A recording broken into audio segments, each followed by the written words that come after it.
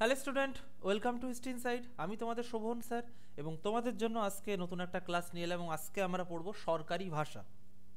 দেখো, আমি এই বিগত কিছুদিন খুব ব্যস্ত ছিলাম, তার জন্য তোমাদের ক্লাসগুলো কন্টিনিউ করতে পারিনি এবং এই সপ্তাহ থেকে আমি রেগুলার কিন্তু তোমাদের পলিটি ক্লাসটা আবার করাবো। আর পলিটি অনেকটা হয়ে গেছে এবং শেষের দিকে প্রায়, আর এক মাস মতো ক্লাস নিলে ক্লাসগুলো এক মাসও লাগবে না। আর ধরো ওই 20-25 দিন ক্লাস নিলে, 20 দিনও না, ধরো সব মিলায় ক্লাস আর কত 10-12টা ক্লাস নিলে তোমাদের শেষ হয়ে যাবে। তা চলো আজকের ক্লাস শুরু করি। সরকারি ভাষা পড়বো এবং তোমাদের জন্য আমি নতুন একটা পদ্ধতি নিয়ে এসেছি যে এইবার থেকে পিডিএফে সব থাকবে না। তোমরা যা পিডিএফটা পাবে এটাই অবশ্যই থাকবে, যেগুলো টাইপ করা আছে সেগুলো থাকবে, আমি এক্সট্রা যে ইনফরমেশনগুলো দেবো সেগুলো থাকবে না। এবং যা উত্তর, ধরো আমি যে এমসিকিউ করাবো, আজকে 19টা এমসিকিউ নিয়ে এসেছি, এই এমসিকিউগুলোর উত্তরও কিন্তু থাকবে না। উত্তরগুলো দেখার জন্য তোমাকে কী করতে হবে, তোমাকে দেখার জন্য আমাদের ক্লাসটা আবার দেখতে হবে, যারা আর কি পিডিএফ নেবে, বুঝলে। আর যারা দেখছো তাদের তো কোনো সমস্যা নেই। আর প্রতিদিন ক্লাসের আগে ক্লাসের লিঙ্ক, ক্লাসের পর ক্লাসের পিডিএফের জন্য চলে যাবে কোথায়, হিস্ট্রি ইনসাইটে টেলিগ্রাম গ্রুপে, এই সাইজ TORYINSIGHT, বুঝতে পেরেছো? এর টেলিগ্রাম গ্রুপে চলে যাবে।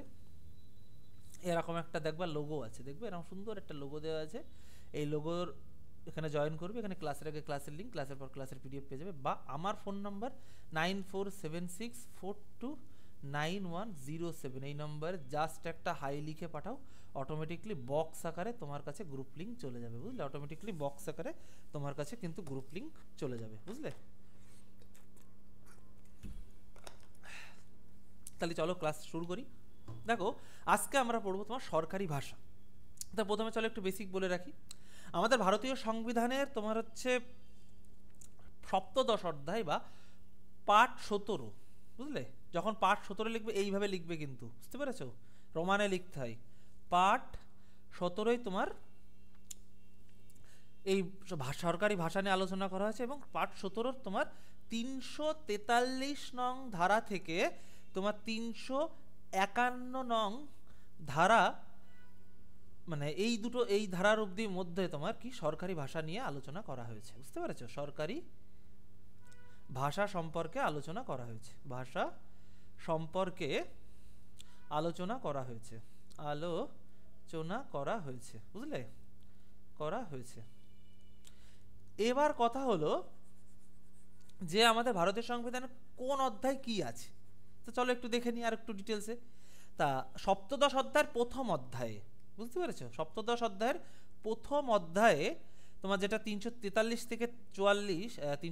থেকে 44 নম্বর ধারায়, সেখানে উল্লেখ আছে তোমার কেন্দ্রীয় ভাষা সম্মান, মানে কেন্দ্রীয় সরকার বা কোন ভাষাগুলোকে অনুমোদন করে সেটা। তাহলে প্রথম অধ্যায়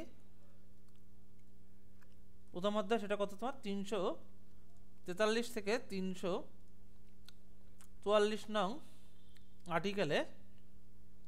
আর্টিকেলে কেন্দ্রীয় ভাষা সম্পর্কে উল্লেখ করা হয়েছে, কেন্দ্রীয় ভাষা সম্পর্কে উল্লেখ করা হয়েছে। আর দ্বিতীয় অধ্যায়ে কি করা হয়েছে তোমার, দ্বিতীয়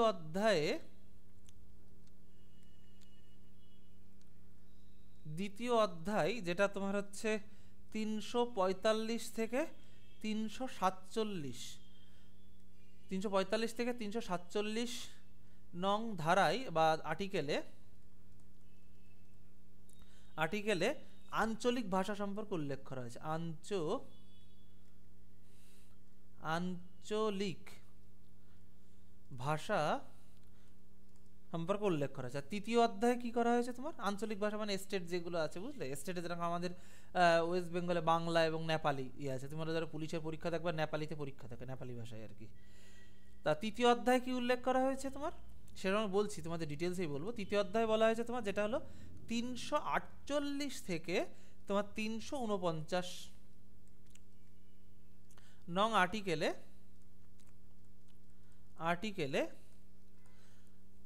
হাইকোর্ট ও সুপ্রিম কোর্ট বা সুপ্রিম কোর্ট ও হাইকোর্ট ভাষা সংক্রান্ত যে বিধান আলোচনা করেছে সেই সব সম্পর্কে আলোচনা করা হয়েছে। কি কি তোমার 348 থেকে 349 নম্বর আর্টিকেলে সুপ্রিম কোর্ট ও হাইকোর্টের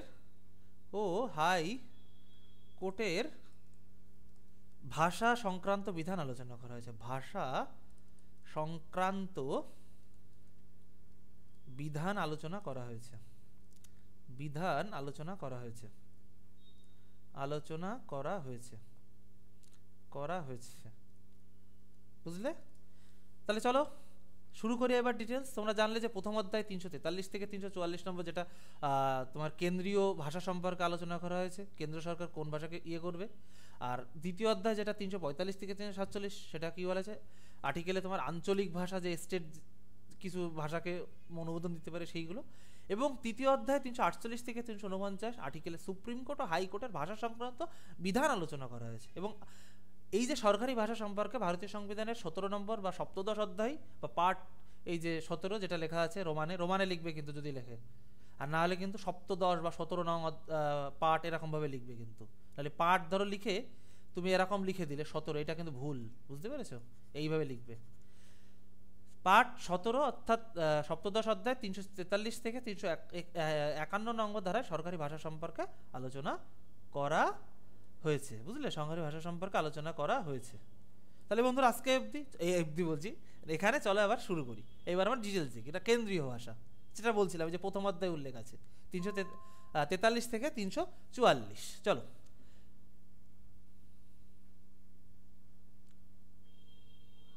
আচ্ছা, 343 নম্বর ধারা। তা সংবিধানের 343 নম্বর ধারা বলছে, দেবনাগরী হরফে লিখিত হিন্দি ভারতের সরকারি ভাষা হিসেবে বিবেচিত হবে।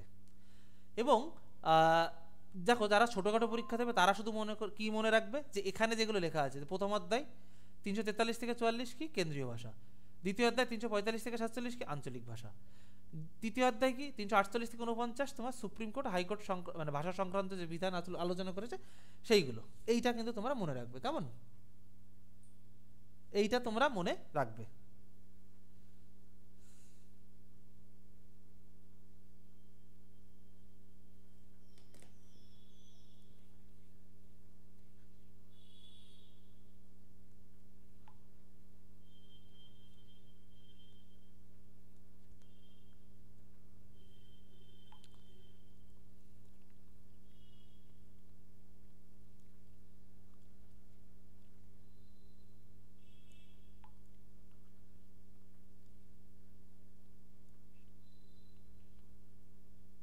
চলো, আর যারা একটু বড় পরীক্ষা দেবে তারা এইগুলো দেখবে। তা দেবনাগরী হরফে লিখিত হিন্দি ভাষাকে সরকারি ভাষা হিসেবে বিবেচিত হয়।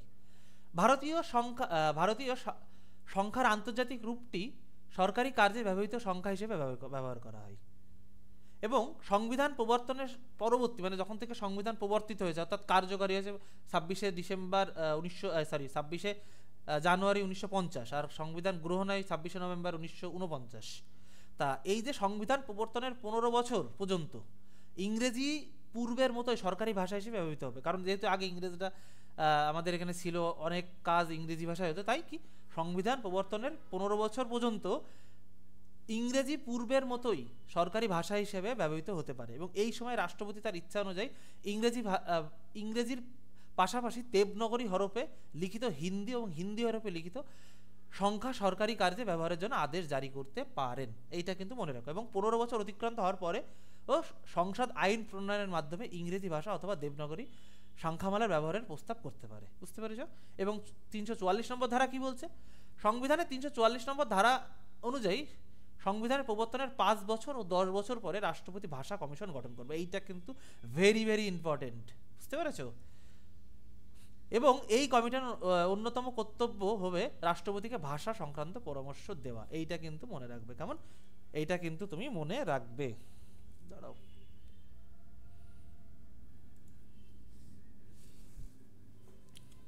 একটা প্রবলেম আছে, আশা করি দেখা যাচ্ছে আমাকে। দাঁড়াও, তোমরা ছোট করে দিন, নাহলে দেখতে পাবে না, কেটে যাবে। বুঝলে? আমি ভাবছি সামনের দিন দিকে এখানে ছবিটা দেবো, পাশে, এই পাশের দিকে। আশা করি এইবার আর ছবি কাটবে না। বুঝলে? এবার দেখো, রাষ্ট্রপতি ভাষাকে আমার ছবির জন্য কেটে যাচ্ছিল বলে এটা ঠিক করার জন্য করেছি। দাঁড়াও তো, একটা জিনিস দেখো তো, দাঁড়াও একটা জিনিস, দাঁড়াও একটু ওয়েট করো।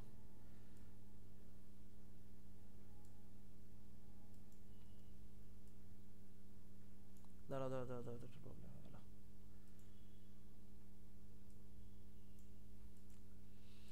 আশা করি এবার কাটবে না আর লেখা। চলো, তা রাজ্যের সরকারি ভাষা, যেটা 345 থেকে 47 অব্দি উল্লেখ করা হয়েছে। তো ভারতীয় সংবিধানে 345 থেকে 347 নং ধারায় রাজ্যের সরকারি ভাষা তথা আঞ্চলিক ভাষা সম্পর্কে আলোচনা করা হয়েছে। তাহলে আঞ্চলিক ভাষা সম্পর্কে ভারতীয় সংবিধানে কত নম্বর ধারা থেকে কত নম্বর ধারায় আলোচনা করা হয়েছে? 345 থেকে 347। তা 345 নম্বর ধারায় বলা হয় যে সংবিধানের 345 নং ধারা অনুসারে কোনো রাজ্য আইন প্রণয়ন করে রাজ্যের প্রচলিত এক বা একাধিক ভাষাকে অথবা হিন্দি ভাষাকে রাজ্য সরকারি ভাষা হিসেবে গ্রহণ করতে পারে। ভালো করে বোঝো কি বলছে, আবারও বলছি, 345 নম্বর ধারা অনুসারে 345 নম্বর ধারা অনুসারে কোনো রাজ্য আইন প্রণয়ন করে রাজ্যে প্রচলিত এক বা একাধিক ভাষাকে অথবা হিন্দি ভাষাকে রাজ্য সরকারি ভাষা হিসেবে গ্রহণ করতে পারে। এবং উদাহরণস্বরূপ বলা যেতে পারে যে পশ্চিমবঙ্গে বাংলা এবং দার্জিলিং জেলার ক্ষেত্রে নেপালি ভাষাকে সরকারি ভাষা হিসেবে কিন্তু স্বীকৃতি দেওয়া হয়েছে, বুঝলে। এবং 346-এ কি বলছে? আন্তঃরাজ্য যোগাযোগ, ধর একটা রাজ্যের সাথে আরেকটা রাজ্যের বিভিন্ন যোগাযোগ, বিভিন্ন ট্রেড হয়, অনেক ব্যাপারে হতে পারে। তা আন্তঃরাজ্য যোগাযোগ অথবা রাজ্যের সঙ্গে কেন্দ্রের যোগাযোগের জন্য ইংরেজি ভাষাই সাময়িকভাবে ব্যবহৃত হবে, কারণ দেখো ইংরেজি মোটামুটি সবাই জানে এইটা। অথবা দুই বা ততোধিক রাজ্যে যদি নিজেদের মধ্যে যোগাযোগের মাধ্যম হিসেবে হিন্দি ভাষা ব্যবহার করতে সম্মত হয়, সেক্ষেত্রে ইংরেজির পরিবর্তে হিন্দি ভাষা কিন্তু ব্যবহার করা যেতে পারে। ধরো আমাদের ওয়েস্ট বেঙ্গলের সাথে বিহারের কোনো ট্রিটি হবে বা কোনো ধরো একটা কিছু স্বাক্ষরিত ট্রিটি বা যাই কোনো কিছু হোয়াট এভার স্বাক্ষরিত হচ্ছে। এইবার কথা হলো, ধরো সেই স্বাক্ষরিত বা যেসব কাগজপত্রী বা সরকারি যে ভাষা ইউজ হবে সেটা ইংরেজি হতে পারে, কিন্তু যদি বাংলাও বলে যে না আমরা হিন্দিতে করব, আমরা হিন্দি বুঝি, বিহার বলেন আমরা তো হিন্দি তো চলে এখানে, ঠিক আছে আমরা করব, তাহলে কি দুই রাজ্যের মানে কি বলবো সম্মত হয়, তাহলে ক্ষেত্রে ইংরেজির পরিবর্তে হিন্দু ব্যবহার করা যেতে পারে, বুঝলে। চলো 347 নম্বর ধারা কি বলছে? একটু ভুল বললাম নাকি?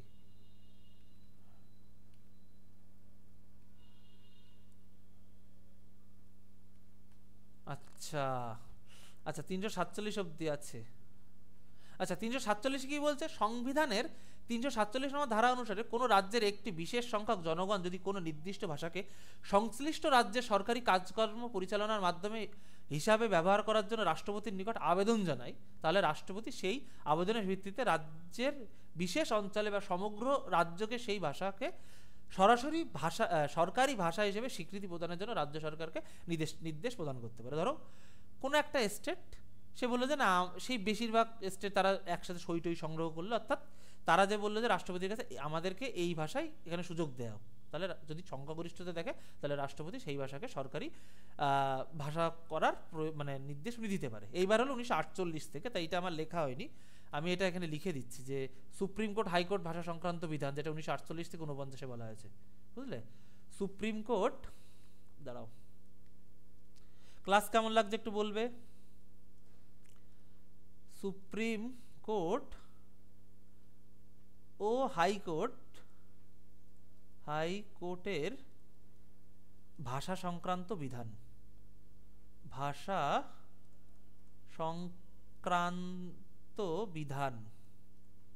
বিধান সেটা কত? 348 থেকে 349 আর্টিকেল, বুঝলে।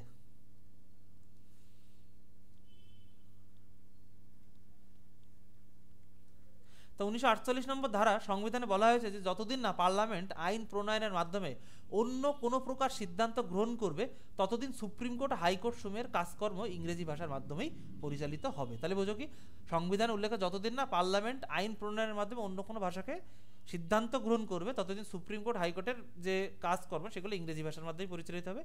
এবং কেন্দ্রীয় আইনসভা রাজ্য আইনসভার সমস্ত বিল, আইন, রাষ্ট্রপতি রাজ্যপালের সংসদীয় অ্যাডিন্যান্স, যেগুলো রাষ্ট্রপতি জারি করে, যখন পার্লামেন্ট চলছে না একটা অ্যাডিন্যান্স জারি করলো, ওরা রাজ্যপাল একটা অ্যাডিন্যান্স জারি করলো, সেইগুলো নির্দেশ ইত্যাদি ইংরেজি ভাষার প্রকাশিত হবে। এবং তবে রাজ্যপাল কোনো রাজ্যে রাষ্ট্রপতির অনুমতি নিয়ে সংশ্লিষ্ট রাজ্যের হাইকোর্ট সহ অন্যান্য আদালতের বিচার বিভাগীয় কাজকর্ম হিন্দি বা অন্য কোনো আঞ্চলিক ভাষা ব্যবহার করার নির্দেশ দিতে পারেন, কিন্তু আদালতের রায় বা ডিগ্রি জারি করে ইংরেজি ভাষার ব্যবহার আবশ্যিক, বুঝলে। সেটা 48 নম্বর ধারা বলছে। এবার চলো আরেকটা বলছে, রাজ্য আইন সভা অর্থাৎ আমাদের যে বিধানসভা আছে প্রত্যেকটা স্টেটের, ইংরেজি ছাড়াও অন্য যে কোনো ভাষায় বিল ও আইন প্রণয়ন করতে পারে, যেটা আমাদের ওয়েস্ট বেঙ্গলে বাংলাতেও করতে পারে, কারণ এখানে বাংলাটা চলে। অর্থাৎ রাজ্য যে আইনসভা থাকছে সেখানে ইংরেজি ছাড়াও অন্য কোনো ভাষায় বিল প্রণয়ন করতে পারে, কিন্তু ওই সব বিল বা আইনের পরিবর্তে তর্জমা গ্রেজেট আকার করতে হবে এবং ওই ইংরেজি তর্জমা প্রমাণ্য বলে গণ্য হবে এবং রাজ্যপালের অধ্যাদেশ বা অ্যাডিডেন্সের ক্ষেত্রে এই নিয়ম প্রযোজ্য। বুঝলে? তারপর 349 নম্বর ধারা। সংবিধানের 349 নম্বর ধারা অনুসারে সংবিধান প্রবর্তনের পরবর্তী 15 বছরের মধ্যে রাষ্ট্রপতি অনুমতি ব্যতীত সংবিধানের বর্ণিত ভাষা সম্পর্কিত বিধানের পরিবর্তনের জন্য কোনো বিল পার্লামেন্ট উত্থাপন করা যাবে না। বুঝলে? এছাড়া সংবিধানে একথা বলা আছে যে ভাষা কমিশনের সুপারিশের ভিত্তিতে পার্লামেন্ট যৌথ কমিটিতে অনুমোদিত রিপোর্টের পাওয়ার পরে রাষ্ট্রপতি ওইরূপ কোনো বিল বা সংশোধনী প্রস্তাব পার্লামেন্টে উত্থাপনের জন্য অনুমতি দিতে পারেন। বুঝলে? এটা হলো 349 নম্বর ধারা। বুঝলে? যারা ছোট পরীক্ষা দিচ্ছে আবারও বলছি তাদের জন্য কিন্তু এইটুক, যে সরকারি ভাষা কেন্দ্রীয় ভাষার উল্লেখ আছে তোমার 343 থেকে 44, আঞ্চলিক ভাষার উল্লেখ আছে 345 থেকে 47, আর সুপ্রিম কোর্ট আর হাইকোর্টের ভাষা সংক্রান্ত বিধান আলোচিত আছে 348 থেকে 349। আর মোট আমাদের যে সরকারি ভাষা সম্পর্কে ভারতীয় সংবিধানের 17 নম্বর অধ্যায়ের 343 থেকে 351 নম্বর ধারায় সরকারি ভাষা সম্পর্কে আলোচনা করা হয়েছে। এইটুকু মনে রাখলে আর দরকার নেই। আর যারা বড় পরীক্ষা দেবে WBCSC তারা এইগুলো পড়বে কিন্তু। কেমন? চলো এবার একটু দেখি ভাষা সম্পর্কে ভীষণ নির্দেশ, যেটা 351 থেকে 50 থেকে 51 অব্দি উল্লেখ আছে। এইটাও একটু দেখে যাবে যে ভাষা সম্পর্কে বিভিন্ন নির্দেশ কত নম্বর থেকে কত নম্বর আর্টিকেলে উল্লেখ আছে। বুঝলে? এটাও কিন্তু মনে রাখবে। কেমন? 350 নম্বর ধারা। 350 নম্বর ধারা বলা হয়েছে যে কোনো ব্যক্তি যে কোনো ভাষাতেই নিজের অভিযোগ জানাতে পারবে। স্থানীয় কর্তৃপক্ষকে ভাষাগত সংখ্যালঘু শ্রেণীর শিশুদের জন্য তাদের মাতৃভাষার মাধ্যমে প্রাথমিক শিক্ষা দানের ব্যবস্থা করতে হবে। ভাষাগত সংখ্যালঘুদের স্বার্থ রক্ষার জন্য রাষ্ট্রপতি একজন বিশেষ আধিকারিক স্পেশাল অফিসার নিয়োগ করতে পারেন এবং এই আধিকারিক তার রিপোর্ট রাষ্ট্রপতির কাছে পেশ করবেন এবং রাষ্ট্রপতি ওই রিপোর্ট সংশ্লিষ্ট রাজ্য সরকারও পার্লামেন্টে পেশ করবেন। 351 নম্বর ধারা কি বলছে? সংবিধানের 351 নম্বর ধারায় বলা হয়েছে যে কেন্দ্রের কর্তব্য হল হিন্দি ভাষার উন্নতি ও প্রসারের জন্য এমন কিছু ব্যবস্থা গ্রহণ করা যাতে এই ভাষা ভারতের মিশ্র সংস্কৃতির প্রকাশের মাধ্যম হতে পারে, যা হিন্দি ভাষার নিজস্বতাকে ধ্বংস না করে হিন্দিকে ভাষাকে সমৃদ্ধ করবে। এটা 351 কিন্তু উল্লেখ আছে। তা চলো এবার আমরা এমসিকিউ করি। আবারও বলছি, তোমাকে যদি এমসিকিউর উত্তরগুলো জানতে হয় তাহলে কিন্তু অবশ্যই তোমাকে ক্লাসটা দেখতে হবে, কারণ এবার থেকে যে পিডিএফ দেবো সেই পিডিএফে আর কোনো কিছু থাকবে না, শুধু টাইপ করা এই থাকবে। ভারতের সংবিধান 8ম তফসিল ব্যাখ্যা করে কি? পঞ্চায়েত, ট্রাইব্যুনালস, রাজ্যসভা, স্বীকৃত ভাষার তালিকা। দেখো আবারও বলছি যে ক্লাসের আগে ক্লাসের নোট, ক্লাসের পর ক্লাসের পিডিএফ এর জন্য কি করবে? টেলিগ্রামে চলে যাও, লেখো হিস্ট্রি ইনসাইড INSIGHT, এখানে ক্লাসের আগে ক্লাসের লিঙ্ক, ক্লাসের পর ক্লাসের পিডিএফ পাওয়া যাবে। আমার ফোন নাম্বার 9476429107, এই নম্বরে জাস্ট একটা হাই লেখো, অটোমেটিকলি তোমার কাছে গ্রুপ লিঙ্ক চলে যাবে। এবার আমি একটু সরে বসি কারণ এইদিকে এবার কোশ্চেনগুলো থাকবে। বুঝলে? চলো উত্তর হবে তোমার 1-এর ডি, স্বীকৃত ভাষার তালিকা। দেখো আমরা বলেছিলাম কি তোমার পার্ট 17। বুঝলে? তাহলে তফসিল যদি বলি, তফসিলটা হলো তোমার 8ম তফসিল, মনে থাকবে। চলো,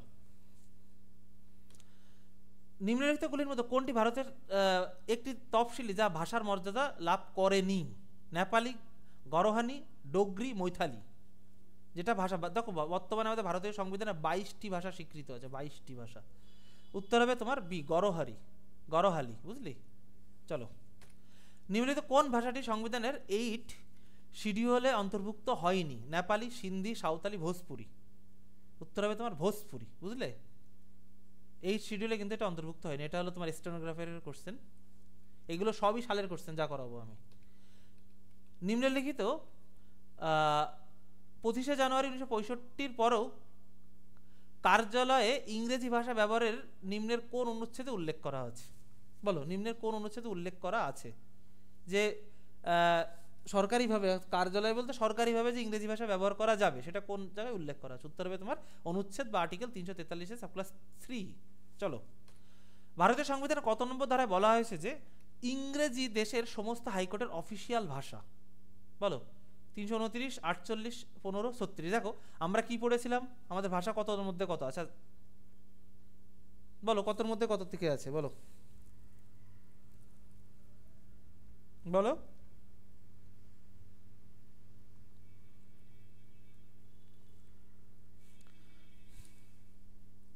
বলো 343 থেকে 351 অবধি তোমার কি আছে, তোমার অন্যান্য সরকারি ভাষা সম্পর্কে উল্লেখ আছে। তাহলে এই 343-এর মধ্যে এটাও আসছে না, এটাও আসছে না, এটাও আসছে না, তাহলে এইটাই আসবে।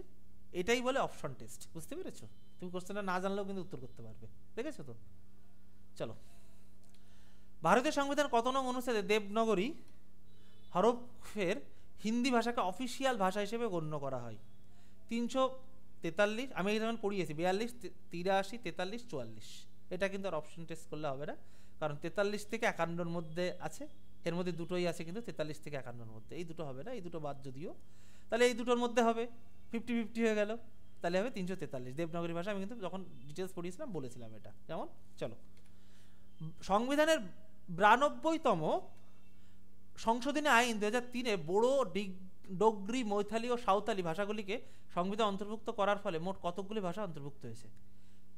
20, 21, 22, 23। আমি কিন্তু একটু আগে বলেছিলাম যে কতগুলো ভাষা অন্তর্ভুক্ত আছে বর্তমানে। উত্তর হবে তোমার 22টি। ভারতের কোন রাজ্যে সংস্কৃত হলো দ্বিতীয় সরকারি ভাষা? সংস্কৃত হলো দ্বিতীয় সরকারি ভাষা। কর্ণাটক, মধ্যপ্রদেশ, উত্তরাখণ্ড, হিমাচল প্রদেশ। আমি আবারও বলছি, ক্লাসের আগে ক্লাসের নোট এবং ক্লাসের পর ক্লাসের পিডিএফ পাওয়ার জন্য চলে যাবে হিস্ট্রি ইনসাইডে, INSIGHT, এখানে ক্লাসের আগে ক্লাসের লিঙ্ক, ক্লাসের পর ক্লাসের পিডিএফ পাওয়া যায়, বা আমার ফোন নাম্বার 9476429107, এই নম্বরে জাস্ট একটা হাই লিখবে, অটোমেটিকলি বক্স আকারে তোমার কাছে গ্রুপ লিঙ্ক চলে যাবে, এখানে ক্লাসের আগে ক্লাসের লিঙ্ক, ক্লাসের পর ক্লাসের পিডিএফ তুমি পেয়ে যাবে। উত্তর হবে তোমার উত্তরাখণ্ড, বুঝতে পেরেছো? চলো, এটা কিন্তু WBCS মেইনের কোশ্চেন। যদি কোনো হাইকোর্টের বিচারপতি রাজ্যের সরকারি ভাষা এই রায় দেন, তবে তা কোন ভাষায় অনুবাদ করা আবশ্যিক? হিন্দি ও ইংরেজি, অনুবাদের প্রয়োজন নয় ইংরেজি। উত্তর হবে তোমার ইংরেজিতে। ধরো কোনোটা দিল, তার কিন্তু এই দেখো রায়ের একটা কপি বেরোয়, সেটা কিন্তু ইংরেজি ভাষাতে অবশ্যই অনুবাদ। ধরো সরকারি ভাষা বাংলাতে কোনো বিচারপতি তোমার রায় দিলেন, কিন্তু সেইটাকে তোমার ইংরেজিতে কিন্তু আবার পরবর্তীতে অনুবাদ করতে হবে, বুঝলে? চলো, WBCS মেইন 21-এর কোশ্চেন। চলো, নিচের কোন রাজ্যে ইংরেজি হলো সরকারি ভাষা? নাগাল্যান্ড, আসাম, মণিপুর, ত্রিপুরা। নিচের কোন রাজ্যে ইংরেজি হলো সরকারি ভাষা? উত্তর হবে নাগাল্যান্ড। নাগাল্যান্ড কিন্তু সরকারি ভাষা ওখানকার। ভারতীয় সংবিধান 8ম তফসিলে কতগুলি ভাষা আছে? 19, 22, 18, 16। একটু আগে বলেছি CHSL এর কোশ্চেন, CHSL হবে এটা। উত্তর হবে 22টি ভাষা। উত্তর হবে তোমার 22টি ভাষা। ভারতীয় সংবিধান বলা হয়েছে যে হিন্দি ভাষার প্রসারকে প্রচার করা ইউনিয়নের দায়িত্ব হবে। এটি পাওয়া যায় ধারা 49, ধারা 149, ধারা 351, ধারা 355। উত্তর হবে তোমার কত? ধারা 351, বুঝলে? মেইন 2015। কোন বিবৃতিটি চিহ্নিত করো? নিচের একটি বিবৃতি। ভারতের মূল সংবিধানের 8ম তফসিলে 14টি ভাষা ছিল, বর্তমানে ভাষা সংখ্যা 22টি। এ সঠিক, মানে 1 নম্বর সঠিক, 2 নম্বর ভুল, 1 আর 2 উভয় সঠিক, 1 আর 2 উভয় ভুল। বলো। উত্তর হবে 1 আর 2 উভয় সঠিক, কারণ যখন আমাদের সংবিধান প্রণীত হয় তখন মাত্র 14টি ভাষা ছিল, কিন্তু পরবর্তীতে আরো কিছু ভাষা স্বীকৃতি দিয়ে এটাকে 22টি করা হয়েছে, বুঝলে? চলো, ভাষাভিত্তিক রাজ্য গঠন কবে হয়? 1951, 1947, 1940, 1956। ভাষাভিত্তিক রাজ্য গঠন তোমার হচ্ছে ওই সেই পট্টি শ্রীমাল, উনি অনশন করে মারা গেছিলেন। তারপরে তোমার ধরো বলা হয় যে ভাষার ভিত্তিতে তো হ্যাঁ অন্ধ্রপ্রদেশই প্রথম আমাদের ভারতের ভাষার ভিত্তিতে কোনো রাজ্য, বুঝলে? 14 হবে তোমার ডি, 1956-তে, বুঝতে পেরেছো? তারপর আর একটা কমিটি ছিল, সম্ভবত ওটা ফজর আলী কমিশন। এর আগে দুটো, মানে এই যে মানে কোন ভাষার ভিত্তিতে রাজ্য গঠন হবে, যখন আমাদের ভারত স্বাধীন হওয়ার পরে কি হয়, রাজ্য গঠন নিয়ে, রাজ্য গঠনগুলো কীভাবে হবে, ভাষার ভিত্তিতে না শাসন করার সুবিধাতে, এই নিয়ে ঝামেলা বাঁধে। তা তখন বিভিন্ন কমিটি হয়েছিল। একটা এসকে ধর কমিটি, যেটা ছিল তোমার এসকে ধরের নেতৃত্বে, উনি ছিলেন এলাহাবাদ হাইকোর্টের বিচারপতি। আর তারপরে হয় জেভিপিপি কমিটি, জওহরলাল নেহরু এনাদের নিয়ে। তো এই দুটো কমিটি বলেছিল যে শাসন করার সুবিধার্থে। তখন কি হয়, অন্ধ্রপ্রদেশের ওইদিকে তোমার ভাষা নিয়ে খুব আন্দোলন শুরু হয়। তা 56 দিন অনশন করে পাট্টি শ্রীমালু উনি মারা যান। তখন দেশ সবে স্বাধীন হয়েছে, তখন খুব উত্তাল হয়ে যায়। তখন কি করে, এক প্রকার বাধ্য হয়ে 1953 সালে সম্ভবত অন্ধ্রপ্রদেশকে ভাষার ভিত্তিতে প্রথম রাজ্য গঠন করে, এবং তারপরে তোমার ফজল আলী কমিশন গঠন করায়। ফজল আলী কমিশনও বলে যে ভাষার ভিত্তিতে তোমার হচ্ছে অনুমতি দেই, মানে ওই রিপোর্ট দেয় যে না, ভাষার ভিত্তিতে রাজ্যগুলো গঠন হোক, কিন্তু ভাষার ভিত্তিতে সাথে সাথে তোমার বলা হয় যে শাসনের বিষয়টাও দেখতে হবে। তা এই যে ভাষার ভিত্তিতে ভিত্তিতে রাজ্য গঠন কবে হয়, এটা হলো তোমার 1956 কি বলবো অনুমোদিত হয়, কিন্তু প্রথম 1953 করেছিল, কারণ তখন জনগণ এতটা হয়ে গেছিল, জনগণকে ঠান্ডা করার জন্য ওটা 1953 করেছিল, কিন্তু ওটা অনুমোদিত হয় 1956। বুঝতে পেরেছো? আশা করি তোমাদের কাছে ক্লিয়ার। চলো, ভারতীয় সংবিধান নিম্নে বর্ণিত কোন ভাষাটি অষ্টম তফসিলে স্বীকৃত নয়? সংস্কৃত, সিন্ধি, ইংরেজি, নেপালি। উত্তর হবে তোমার ইংরেজি, যেটা অষ্টম তফসিলে স্বীকৃত নয়। নিম্নলিখিত শহরগুলির মধ্যে কোনটি কোনটি কোনটি সম্প্রতি হিন্দিকে তৃতীয় সরকারি আদালতের ভাষা হিসেবে অন্তর্ভুক্ত করেছে? Ajman, Abu Dhabi, Sharjah, Dubai. উত্তর হবে তোমার আবুধাবি। বুঝতে পেরেছো? চলো, ভারতের সংবিধানের পার্ট 17 নিম্নের কোন বিষয়টি আলোচনা করে? যেটা বারবার বলেছিলাম, দেখো CSL কোর্সের 18 এসছে। উত্তর হবে কি? সরকারি ভাষা। অনেকবারই বলেছে, তার জন্য টাইম দিলাম না। চলো, ভারতের সংবিধান 8 নং শিডিউলে কোন ভাষাটিকে অন্তর্ভুক্ত করা হয়নি? ইংরেজি। এটা একটু আগে মনে হচ্ছে হয়েছে, ইংরেজি। একই কোশ্চেন দেখেছো পলিটিতে কেমন রিপিট আসে? ভারতীয় সংবিধান 8ম চ্যাপ্টারে কোন ভাষা উল্লেখ নেই? দেখেছো? ইংরেজি। একই কোশ্চেন 3 জায়গায় রিপিট। এটা SSC, CICF, CRPF এর এটা হলো তোমার। বুঝতে পেরেছো? তাহলে বন্ধুরা, আজকে ক্লাসে অবধি, নতুন ক্লাসে আবার দেখাবে। আর উত্তর তোমরা এবার থেকে আর পাবে না, আমি উত্তর ডিলিট করে দিয়েছি। ক্লাস দেখতে গেলে ভাই তোমাকে কি করতে হবে, মানে উত্তরগুলো জানতে গেলে তোমাকে ক্লাস দেখতে হবে, কেমন? আর নোটসের জন্য কি করবে? হিস্ট্রি বাই শোভন স্যার বা হিস্ট্রি ইনসাইড INSIGHT এটা লিখে সার্চ করে, এখানে ক্লাসের আগে ক্লাসের লিঙ্ক, ক্লাসের পর ক্লাসের ভিডিও পেয়ে যাবে। আমার ফোন নাম্বার, এই নাম্বার জাস্ট একটা হাইলে অটোমেটিকলি তোমার কাছে গ্রুপ লিঙ্ক চলে যাবে। এবং বন্ধুদের সাথে শেয়ার করো, এবং যারা এখনো চ্যানেলটা সাবস্ক্রাইব করেনি তারা চ্যানেলটা কিন্তু সাবস্ক্রাইব করে দাও, কেমন? টাটা, ভালো থেকো সবাই।